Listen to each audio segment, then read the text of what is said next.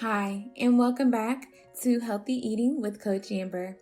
Today we will be making a delicious lunch, and it is the teriyaki cauliflower wings and fried rice.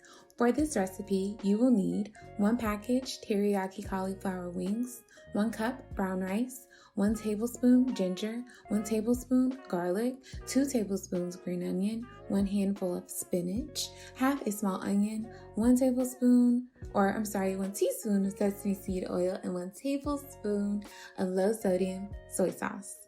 I also added in some shredded carrots. You can feel free to add whatever your favorite vegetables are to this recipe. I think that a bunch of different things could go well in the fried rice. So I started off by preheating my oven to 450 and following the instructions on this package of cauliflower wings. They are so yummy. I try to buy like 2 of them when I go to the grocery store because they always sell out.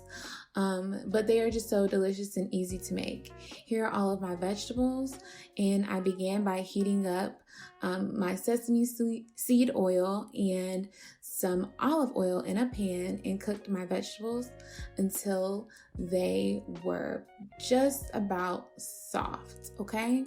I did save the green parts of the green onion for a garnish, and here is the sesame seed oil that I love to use. It gives your food that hibachi taste, and I really love hibachi, so I love that. I use the minute rice. They have these brown rice that comes in small cups, and I didn't cook it in the microwave. I just opened it up and poured it into my stir fry once my vegetables were starting to get soft. And here it goes. It's really just that simple.